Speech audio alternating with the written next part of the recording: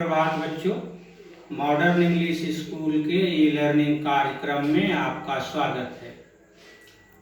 मैं मिथिलेश कुमार, आपका हिंदी शिक्षक। बाल महाभारत कथा पाठ 9 लाह का घर लेकर उपस्थित हुआ हूँ।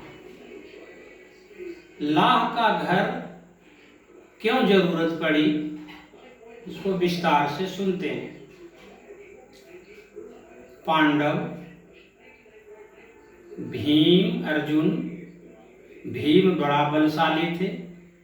अर्जुन उस समय के नामी धनुर्धर थे। युधिष्ठिर धर्मपरायण थे, अर्थात पांडव की कीर्ति दूर दूर तक फैल रही थी। उनका कीर्ति ध्वज लहरा रहा था। दुर्योधन को यह बड़ा ही असहनीय पीड़ा दे रहा था। दुर्योधन पांडव की सफलता से जलते थे, कभी उन्हें बढ़ते देखना नहीं चाहते थे। एक दिन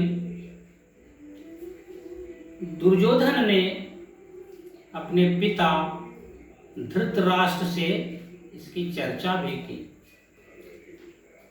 धृतराष्ट्र ने दुर्योधन को समझाया भी कि युधिष्ठिर धर्मपरायण हैं, वे धर्म के मार्ग पर चलते हैं, जनता उन्हें ही चाहती है।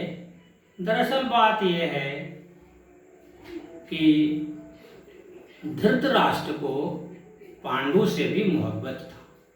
पांडु उनके भतीजे थे, दुर्योधन उनका पुत्र था। भतीजे से भी उन्हें मोहब्बत थी, स्नेह था, लेकिन उन्हें पुत्र मोह भी कम नहीं था। दुर्योधन से भी लगाव था। पांडु शासक बने थे क्योंकि धृतराष्ट्र जन्मांध थे, लेकिन पांडु ज्यादा दिन शासक न रह सके क्योंकि वे अकाल मृत्यु को प्राप्त हो गए।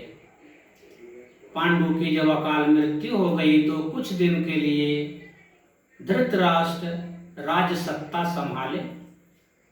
इस बीच युधिष्ठिर बड़े हो गए। युधिष्ठिर की चर्चाएं जन समूह में, प्रजाजनों में होने लगी। प्रजाजन युधिष्ठिर को शासक देखना चाहते थे। यह बात दुर्योधन को खलने लगी, चिंता हुई उसे। शकुनी, कर्ण इत्यादि की मदद से दुर्योधन धृतराष्ट्र पर दबाव बनाने लगे। अंत में धृतराष्ट्र पुत्र मोह के कारण झुक गए, झुकना पड़ा। उनकी इच्छा नहीं थी।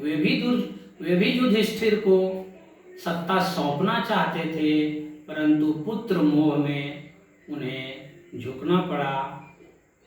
करना ये था जैसा कि दुर्योधन ने उन्हें समझाया कि पांडु को सिर्फ आप वारणावत मेले में भेज दीजिए, मेले में सब इंतजाम मैं कर दूंगा। अंत में वही हुआ। पांडु को वारणावत मेले में जाने की अनुमति मिल गई। वे उस मेले में पहुंच गए। मेले में जाने की खबर सुनकर दुर्योधन बहुत पुलकित हुआ, आनंद से भर गया। दुर्योधन का एक मंत्री था पुरोचन, बड़ा ही कुटिल। उस कुटिल मंत्री की सहायता से मेले में एक लाक्षागृह बनाया गया, लाह का घर बनाया गया। उसमें तेल, घी, ज्वलनशील पदार्थ, मोम, लाह, चर्बी इत्यादि को मिट्टी में मिलाकर एक महल बनाया गया ताकि जल्दी से ये आग में झुलस जाएं। और यही हुआ। लाक्षागृह बनाया गया। पांडव को वहां रहने के लिए व्यवस्था की गई। पांडव सोच यह थी कि पांडव जब निःशंक निसंकोच निर्भीक होकर रहने लगे तब उसमें रात में आग लगा दी जाएगी और इसका दुर्योधन पर कोई संदेह भी नहीं होगा।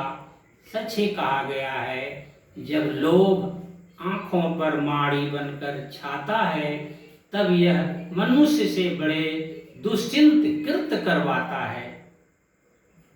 आग लगा भी दी गई, लेकिन उस आग में से पांडव बचकर निकल गए। जो लाक्षागृह में जलते हैं वे ही सूरमा निकलते हैं। धन्यवाद।